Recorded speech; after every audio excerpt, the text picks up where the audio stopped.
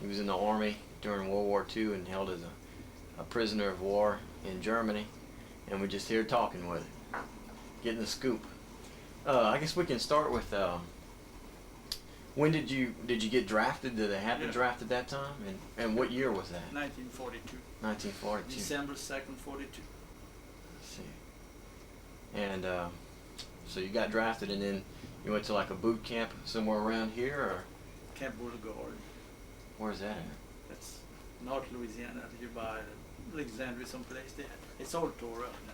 Oh yeah. Then from there we went to Oregon, Camp Adair, Oregon. We took a basic training there. Uh-huh. You went with some buddies from around here that you Oh yeah. From Lake Charles, from a bunch of them from Lafayette, Abbeville. So it was all a bunch of coon asses, Oh, yeah. yeah. We could put up our own division. They didn't. I see. And then okay, so from Oregon, then we took basic training there until about a year and a half, and then we went to California. where at in California? Is it Indio, California. Indio? It's not. Is that close to Fort Ord, or am I thinking of something else? Okay. Indio, we used to go to. We was out in the desert. Then it was on maneuver like, because I was a machine gunner in the desert. We had a lot of training in those deserts. So you were a machine gunner, and that was your rate? Oh yeah. That's what I stayed on as long as. And they want that. Yeah, yeah. Oh, it picks up real good. Well, and how old were you at the time when you got drafted? 23.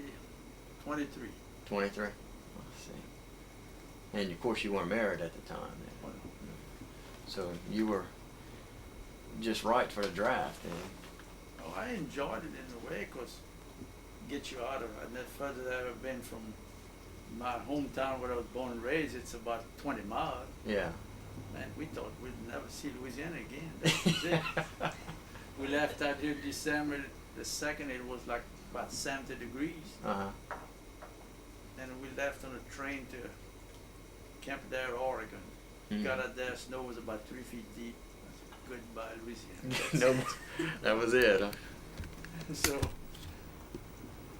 no, we made it. Okay, good. And so then by this time, was America in the war by this time or not? Yeah. So they attacked Pearl Harbor on the 7th. And they had the invasion wasn't yet. It was a June, I believe. The invasion was in Normandy Beach because we landed there in Cherbourg, in France, but not right at the place. The Americans had done Muvada. We just cleaned up after they left. Oh, I see. There were still Germans out there on the peninsula. They were right on the corner, but they were mostly back. Yeah. Clean up the gun, get ready.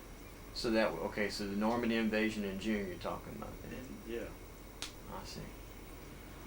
Then from there we stayed out there in France, I guess about a month, and we head for Belgium. Going up to close to the Rhineland. We got in Belgium, we stayed 2 or 3 weeks, getting prepared, and then they said, well, everybody want to see what's gonna happen. They said, oh yeah, we're gonna hit it. Let's hit it. That morning, that sergeant we had, because he used to call me French, he said, hey, I need some detail. Let's go to quartermaster. I said, hey, Buck, he was a master sergeant. Buck, what you want? Frenchie, we need 1,500 cross and 1,500 bag. I said, oh, now we're playing for keep. Now, what's the cross in the bag? Now, what's that? Well, somebody gets shot on the front or something, they don't have time for anything else, you put him in those bags. And just put a mark on. Okay. When the crew come back behind, well, later on, I'm sure that's what they did. What they could find of them, they just put them up. Yeah, so when you heard that, you knew that it was probably getting serious. It was still, when it got on, hit the front, inside of Germany. Then I found out they want those machine guns. There was a lot of power. But we made it all through that, through Aachen. We got pinned down in Aachen, Germany. Crossed the Siegfried line then, we called it. And after we got through it, MacArthur gonna clean out for us to go through in Patton. Uh-huh.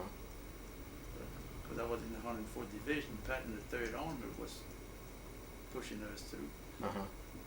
We went through that Siegfried line, they call it, went through Aachen, and after that, I mean, we were too far ahead of the bunch. That was it, Battle of the Bulge, what we was in. Uh-huh. They surrendered, that was it. That was too many. Yeah. I got pretty well shot up, but after that, that's when we hit the prison camp. So that's where they pinned y'all down then, right there. Okay. They shot a bunch of them, and a few of them I was paralyzed to the waist down Is that right? for about 3 months. Put them in the hospital in Unna, they call it Unna, Germany. They got different names then. Yeah. And I stayed there, I guess about 3 weeks. In the hospital. So they took pretty good care of you in the hospital then, or? It wasn't bad. Them young soldiers out there, they thought that America was just kaput, that was it. Uh-huh. But the old people out there, there was an old man in that prison, in that hospital, because I was one of the best they had, I guess, and I was all paralyzed. Uh-huh. But he could speak French. Is that right? Oh yeah, him and one of the nurses. So he said, don't worry, he said, if you can stand a little longer, they're gonna take the German. He was an old guy in First World War with Kyle and all that. He said, the German can't make it. Uh-huh. And where was this guy from? Germany. He Oh, was he a was German. German. About Okay, I see. 75 years old then. Yeah, so he And knew. that nurse, her husband was in the United States. He was a prisoner. Mm-hmm. And she started asking about the German out here. They were treated. I said, man, they got everything they want to eat up there. They clean and everything. After that, I mean, she'd come out there. All we had to eat was mashed potatoes. And Uh-huh. they'd come out and give a little bit more. Say, hey, that French come in handy. I'm telling you. So that pushed me through a whole lot. Yeah. Then after about 3 months, I said, well, we're gonna hit the real camp out there in Stalag 12, they call it. We hit out there, and that was a little different thing. You had to be in line in the morning in the snow up to the knees, and I could stand up then. Yeah. But it was Christmas. The day before Christmas, 1944, the Americans blew up that camp. Man, there was nothing left. Yeah. RAF had the big bomber up there, and they would drop flares at night. Uh-huh. Then the big one was about 10,000 feet. So they would drop. They hit the target, Uh-huh. but they had a little town just out of the camp, and they dropped those flares over that town, and the wind blew the flare right over the prison camp. But from up there, they dropped it where the light was at. Mhm. They hit the target. Yeah. But I was one of them under that. That wasn't so nice. So America was bombing the camp that you were at. Well, I see. it was a mistake. I mean, it was just something they couldn't help it. Right. They cleaned a bunch of people in there. So what? About what time of the year and what year was it that y'all actually got that you were actually taken prisoner?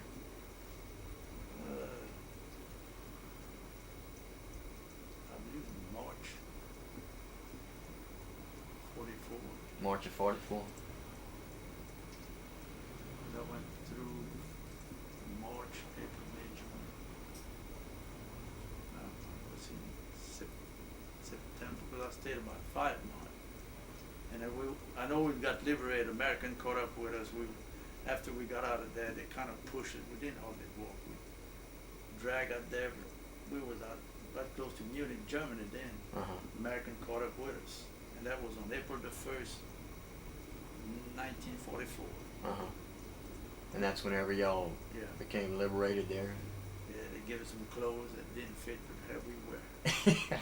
Give us, shave your hair, and Uh-huh. I guess it never grew back.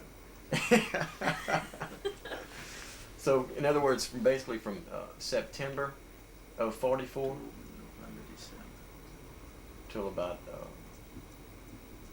at March or April of '45. I see. Then they brought us back. We wasn't in that camp really all that time I stayed there. There was a couple of fellows, one from Crowley, that Papa Caro, Mm-hmm. and a little fella from Broussard, from Lake Hart, and we was together there. Little fella from New Orleans. But we didn't have nothing to eat, but we wasn't treated bad. Yeah. Treated. That's what I was going to ask you about, the treatment as far as the German soldiers. We didn't have go. nothing to eat. They make soup with look like grass with no salt and no meat, except if they hear a lot of bombing around somewhere. Well, the next day we had meat because they had a lot of horse on those wagons. Oh, really? And it was coarse meat. Mm-hmm. It tastes good though. I imagine so. What about sleep? Did they let y'all sleep much? Or? There was nothing else to do. Yeah. In our place we were. Not that we'd get bread once in a while. We'd trade in with the guards. Uh-huh. He'd go in the kitchen. That kitchen, a German guard, we're inside the fence. And he'd go in that kitchen and steal that bread and come out and we'd trade in a couple of cigarettes. The Red Cross would give us some packet about maybe a couple of months, every month.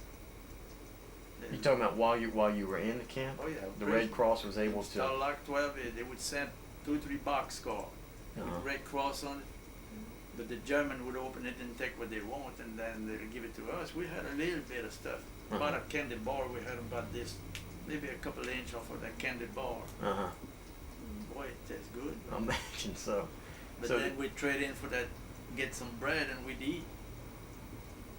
And finally, they caught him in there, one in German, they caught him about stealing and bring it to us, so we never seen him no more. Mm. But the other one knew about it. They come over, and I didn't have no cigarette. And I'm inside the fence. I'm the prisoner, and he's the guard. And had a piece of bread, and I said, "No cigarette." I said, "No cigarette." He said, "No bread." So he laughed. He come back and he said, "Had a piece of bread, and I had 2 cigarettes." I said, "Well, maybe it's something else." I said, "No, no bread." He said, "I got a knife." Hey, so the guard traded me his knife for some 2 cigarettes. God. I said, "Well, I'll keep that. Then the next time they come back, I'll get the bread." Now, can you imagine? The guard give me his knife. And then what'd you do to the knife was pointed at the time? I'm not gonna wear out that point on it, put it in my pocket. I didn't intend to use it anyway, because there was no way. So you But I purposefully. wanted just to keep it. Yeah. They never seen. I got a watch in the box up there, one of those GI watch. Uh-huh. And I had it on, but I had it way up so it won't show. But they want American, anything American has. That's stupid. I imagine so. I had a few dollars. They arrested. I still got that receipt. I could have got it. I'd show you. A receipt for, I believe it's 80 francs Uh-huh. in French money. They gave me a receipt and they said, when the war is over, there won't be no more Americans. It'll be German. You come and collect your money. And I still got a receipt. Mm-hmm. Still waiting, huh? Still waiting. But it's. Well, as far you say, were there any tortures at all? Did you hear of any? There was some of them, and it all depends how you play along. Uh-huh. You try to get over there and say, "Hey, I'm an American. I'm gonna rule this outfit." It's not gonna work. Yeah.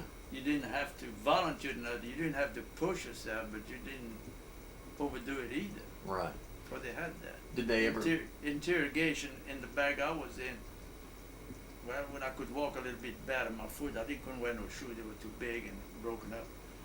But we'd clean up the straw, run on the floor. We'd sleep on the floor with straw, them officers' bag.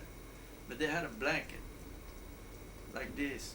And on the other side was a sergeant officer, Mm-hmm. a sergeant, German sergeant, and a lieutenant was on the other side. They couldn't see him, but they bring the American out from the front. They took sergeant, lieutenant, and people like they wouldn't interrogate us because we're not supposed to know. Yeah. But they get the other one and they wouldn't say, "Hey, where's your company? Where's your outfit?" They didn't work that way. They got in there and those guys was smarter than I was. Mm-hmm. I wasn't much anyway. Yeah. But they would say, "Hey, how did the Dodgers did this year? How did the New York?" Boy, them guy would spill out everything, and he said, "Boy, it's sad to have a war. You know," said, "your outfits are there on that hill. They knew enough of it from one to the other." They said, they start saying, they said, "That Colonel Walsh or Colonel Patton gonna do this." And, man, they would tell them everything. Hmm. name, rank, and serial number was supposed to be, but the one that got more out of it was the sergeant and the lieutenant, and but they wasn't asking that. They just, and that guy heard him said, "Hey, I was born and raised in New York. I'm a German accent, but I'm born and raised in New York. My family was out there, so I got caught out here. But boy, I'd like to go back to America." All that. He wasn't American, but it sounds so. So when they would get through with one arm, they push him on the other side out there, and they'd get together, and here we are looking at him, and they would laugh about it, and they said, "What you got out of this one? This one?" They put them all together anyway, but then. So you were never asked No. too much or interrogated or anything? They didn't ask me nothing. I see.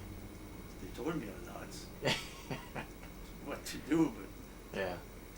Now what did the German guards, what did they think, or what was their impression of Hitler? Were they? you couldn't hardly talk to them. I mean, the way they speak, I mean, German, but they were trying to help themselves too. I mean, like trading bread or something. They wanted. Right. Now the old time, that old guard I had when I was in the hospital, he could speak French, and it's wrong. He said, the German's not gonna make it. Mm-hmm. Was he in other words, a supporter of Hitler, or did he see? No, he wasn't too much. Not at all. No, he wasn't. He didn't believe in him. He said, "What they're doing nicer, they never should have started that, because we don't have no gas left." Which after I got there on the phone, I in the prison camp, you could see they'll come out during the day, practice them playing, and American would come out over. They blow that siren over that would come up, man, and plane would go down. They didn't have nothing to fight with. Bridge was about 20 miles where we was at Koblenz. American would bomb that thing in the daytime. They'd get out, they go, they'd come back 2-3 smoking, and that was it. There was no hope for them. Yeah. So in other words, and going back to, you say they moved y'all around after they bombed your camp? well, They started moving it y'all? just no. Well, after about a couple of weeks, they said we could put us on a troop train, boxcar. That was nice. About 16 that place, Cool. and we was all sick and. In other words, from the camp to this. Yeah, they want to push us back. The American was getting close. So we got on that about 3 or 4 boxcar full. And the one I was in, you couldn't hardly stand up. They were so full in there. Then they give us something to eat. That Lingburg cheese, I call it. You know, that the other stinking cheese? And old Papa Caro. I was so sick. Well, I tried. You had to eat. I had about 3 days. It come up this, but just go down and it would come right out. Okay. And he said, "Well, give me that piece you got." He gave me his bread. So I said, "Well." Then they found out, the American found out there was a train going through there. They didn't know we was in there. They blast them thing all through. Is that right? So finally got out and got in the field out there, and they found out it was American. Then P-51 and then 47 was hell on that. But we all got out there, and they found out the wave and everything else, and take your shirt off. And some big dude, I don't know who he was, but he said, "Get down, everybody." You get down like, and without a shirt, and it was in the spring then, and you could see the grass was getting green, and you could see back, I guess, in form of POW. Oh, is that There right? was enough of us for that. Yeah. And it didn't take about 5 minutes to line them up either. Oh, Everybody okay, wanted to, they come out and they tip their wing, they find out we were prisoners. Oh, But then that's after that, they that's just smart. followed us. They kept up with the train until dark, and then they put us on another train. Then we walk about 2-3 miles, and then Now the guards didn't see y'all laying down to spell out. they were going some. There's just a few left. I mean, with the American stuff, because everyone moved, and they would just come out with them 50 caliber and just blow it. They had nowhere for us to go. Yeah, and then so once you're on the Take train. a chance, whatever. I mean, if they blow it, they blow it. Yeah. And so from this one place, then they moved you to where? Well, we were heading back. I didn't know where we were going anyway. Oh, I see. Nobody said. I mean, we're about just a few miles from Munich, Germany. American finally run over their position, run over the German until they caught up where we was at. So they left us there and they just took off. And about 2 days later, them C-47 it was, them German, them Goonie bird we used to call it, would come out and land. The German was already so far.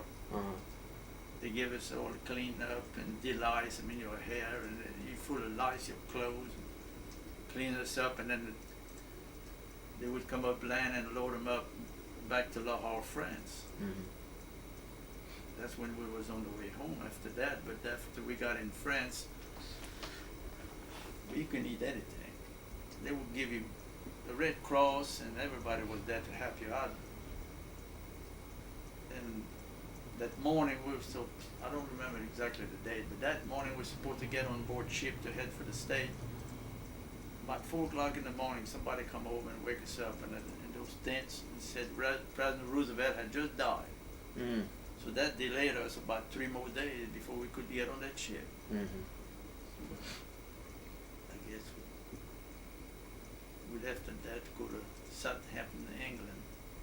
Get about halfway across the channel, they blew up a hole in that boat. I said, that'd be nice. Now we're on our way home. Yeah.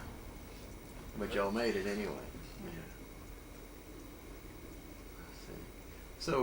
So really, as far as seeing action in the field, you saw what, maybe 5 or 6 months, Something like that. About 8 months. So from on the time front line, we never could clean up or go back or nothing. They said sometimes, oh, one Thanksgiving, I remember exactly we was that year. And they said we're going to drop back out there a few miles and we get some reinforcements. Somebody take our place. And we wasn't back about maybe 6 hours. Them German had come in with that big tank and everything. They took over. 104th had to go back again, right in. You couldn't take your shoes. My foot was frozen. I mean, you couldn't take your shoes off or nothing.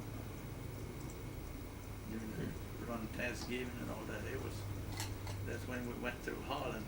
You had to stay wet. Yeah. But all that time we was on the front. They never even go back or nothing. We just kept on until we got it so far. That's what happened. We went so far till we got in the prison camp. So you encountered German armies along the way then, right? Yeah. Yeah. Y'all pretty much rolled over everybody until you... They rolled over the lot of us in that too. Yeah. Burned about 3 or 4 that's gun barrel. But I didn't fool with a rifle, nothing. It was a machine gun and it's flat that day. You gotta carry that thing all the way from Belgium through German to, it's not light either. I couldn't even put it on my back now. Is that right? Well, what type, what model, what type was it? It was a 30 water cooled. It weighed, tripod, it would weigh about 51 pounds, plus that bag you carry. It hold about 7 pints of water in the barrel. The barrel itself is just in that water, but you boil that water in no time, it goes out. Imagine. Yeah. Where's it? Is that wooden bullet up here? I mean, you can talk about that.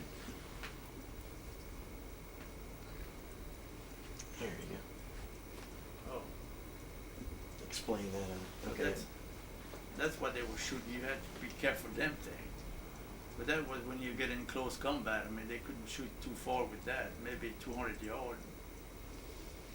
It would range about 200 yards, but if it hit you, it probably wouldn't kill you, except there's a hole in the middle here with poison in it. That wouldn't kill you right there either, just infect. It's so bad that within 2 hours, it'd be a big sore. It's infect so bad that, in other words, if they kill you right now, you finish. They throw you on the side. But if they cripple you bad enough with one of them, they figured they shot down about 3.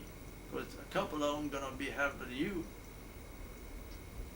And all that time, because we had that, some of ours, close friend, close with us, got killed, you just run over and keep going. But if he's hurt real bad all of a sudden and he's in pain enough where he can't stay still, you're gonna try to help him.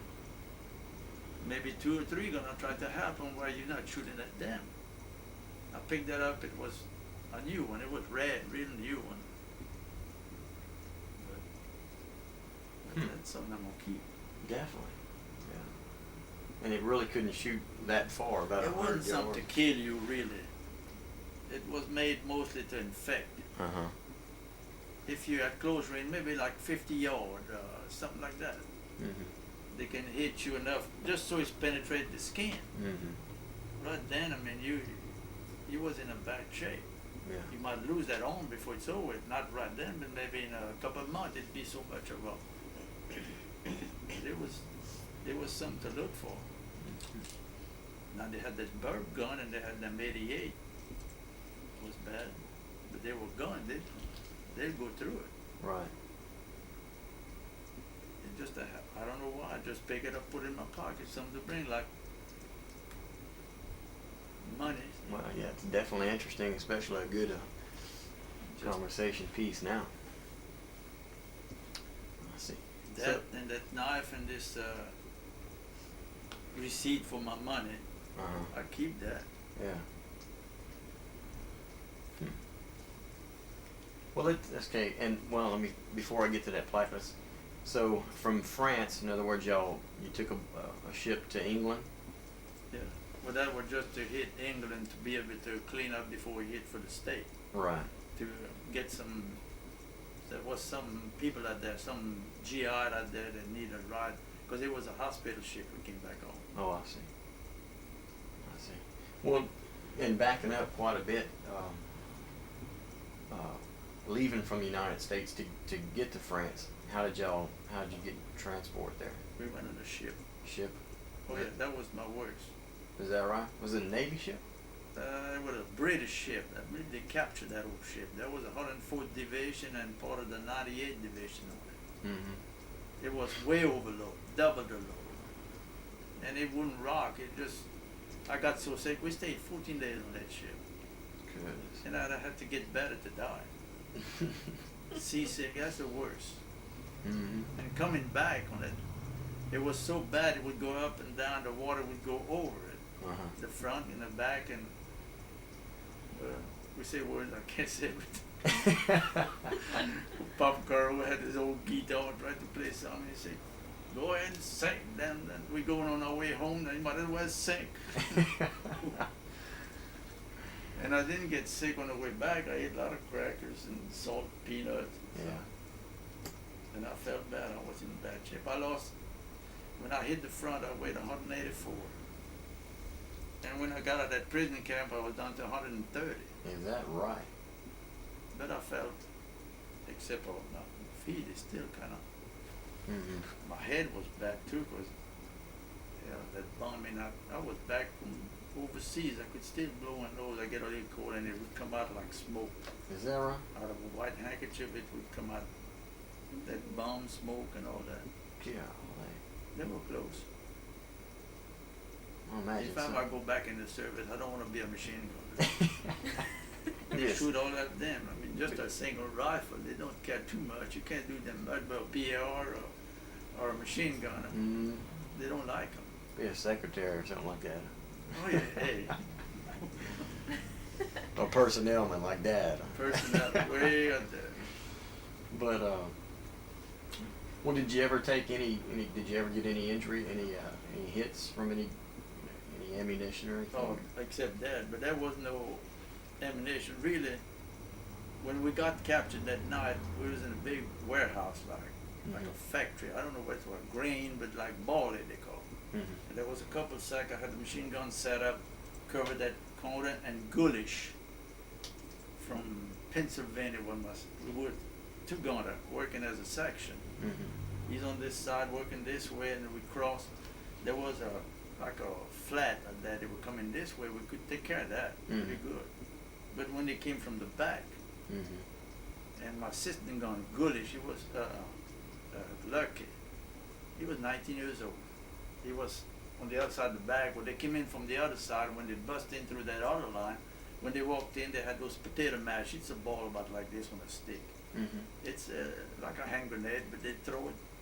When they throw it, man, that thing just exploded right in my helmet. My cap flew up and hit him on the other side. He was Then he started to groan and moan and said, French, I need some water. I said,